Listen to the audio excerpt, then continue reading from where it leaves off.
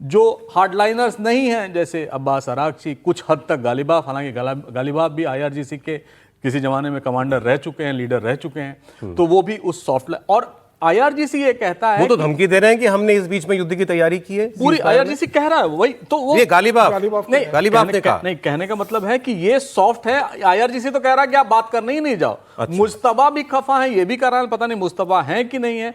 इस समय Iranian leadership में एक क्राइसिस है, और वो क्राइसिस है, खामेनेई जैसा कोई आदमी नहीं है। मुज्तबा कितने एक्टिव हैं किसको पता नहीं। मैं अब ये बनाना चाहता हूं आपसे, दर्शक भी जानना चाह रहे होंगे, ये इस सीज फायर की डेडलाइन हमारे समय के मुताबिक कल सुबह 5 साढ़े 5 की है।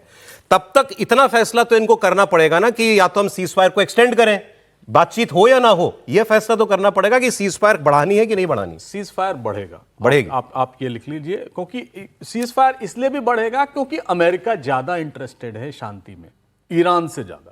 क्योंकि ईरान ने सब कुछ खोया है, बहुत चीज खोया है।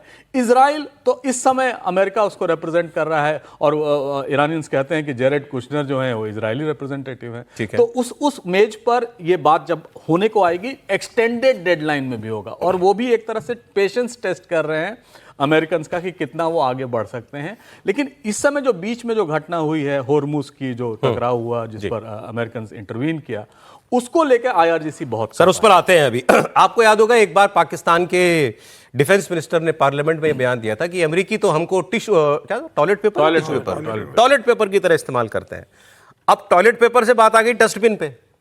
पाकिस्तानी कह रहे हैं हमारे फील्ड मार्शल ने देखो इतना अच्छा काम किया, ईरानियों को जाके कहा भाई तुम ये ब्लॉकेड, ये अपना ये स्ट्रेट ऑफ हॉर्मुज खोल दो, तो फिर बातचीत आगे बढ़ जाएगी, सीज फायर भी हो जाएगा, नेगोशिएशन भी हो जाएगी।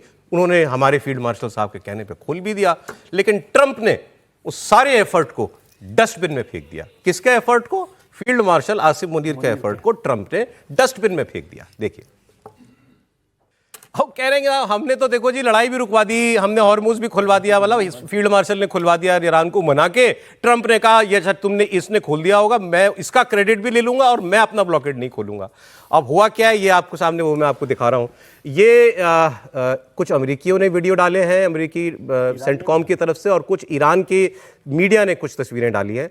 एक में ये कहा जा रहा है कि जैसे ये तस्वीरें, इसमें कहा जा रहा है कि अमेरिका अपना ब्लॉकेड एनफोर्स कर रहा है, और 27 जहाज करीब शायद अभी तक वो लौटा चुका है, वापस कर चुका है कि नहीं आप कोई एंटर नहीं करेगा, कोई बाहर नहीं जाएगा। ये अमेरिका वालों ने वीडियो डाला है। एक दूसरा वीडियो भी होगा आपके पास, वो भी चला दीजिए। वो ये वीडियो ये ईरान डाल रहा है। ईरान कह रहा है स्ट्रेट ऑफ हॉर्मुज खुली हुई है, हमसे परमिशन लेके खुली हुई है, हमने जो पहले कहा था हमारी मर्जी के बिना नहीं जाएगा कोई, लेकिन जहाज जा रहा है क्योंकि उसने हमसे इजाजत मांगी और हमने उसको जाने दिया। तो ये परसेप्शन की लड़ाई भी कि नहीं मैं मतलब यहाँ का दादा मैं हूँ, दूसरा कहे नहीं मैं हूँ, वो भी जो है इसमें चल रही है। अब साहब सर ने तो बहुत बड़ी खबर दे दी कि ट्रंप भी वर्चुअली ज्वाइन कर सकते हैं। ज्वाइन तो तब करेंगे ना जब ये दोनों की बातचीत के लिए माने और बैठे। त्रिपाठी जी क्या होगा? नहीं देखिए, मैं इस पर जिसको कहते हैं ना कि मेरा स्टैंड अब बड़ा पक्का वाला हो गया है, भले ट्रंप आगे पीछे जाएं, जब तक ट्रंप की गलीबाफ और अरागची से बातचीत नहीं हो जाएगी तब तक ये वार्ता आगे नहीं बढ़ेगी। इस्लामाबाद में जो कुछ हो रहा है वो सिर्फ आई वॉश है, वो सिर्फ एक जिसको कहें कि बढ़िया सा टेंट तंबू कनात लगा दिया है, वहां थोड़ी व्यवस्था अच्छी दिख रही है, वहां कुछ तय नहीं हो रहा है। तय सब कुछ अमेरिका और ईरान के बीच में अपने लेवल पर हो रहा है, जिसको एक जामा पहनाया जा रहा है, जिससे कि ये कहा जाए कि नहीं एक टॉक हुई, एक पीस टॉक हुई, उसमें ये निकल कर आया। और जब तक वहां नहीं होगा तब तक यहां दोनों उतरेंगे नहीं। दोनों को कुछ ऐसा तो करना ही नहीं। कल हम लोग यही कह रहे थे कोई कमर्शियल फ्लाइट तो उनको पकड़नी नहीं, वो तो उनका जहाज चल देगा, जितना समय लगेगा उतने में आ जाएंगे। इसमें जो सबसे महत्वपूर्ण है 27 जहाज वो कह रहे हैं, और हम लोग लगातार एक बात कर रहे थे कि देखो चाइना का तो अभी तक हाथ नहीं लगाया। परसों जो एक जहाज उन्होंने लौटाया है वो चाइना से ईरानियन पोर्ट जा रहा था, अमेरिका ने। और चाइनीज प्रेसिडेंट शी जिनपिंग का जो बयान है वो बड़ा इंपॉर्टेंट है। वो कह रहे हैं कि स्ट्रेट ऑफ हॉर्मुज ये इंटरनेशनल रूट है, इसको कोई बंद कैसे कर सकता है।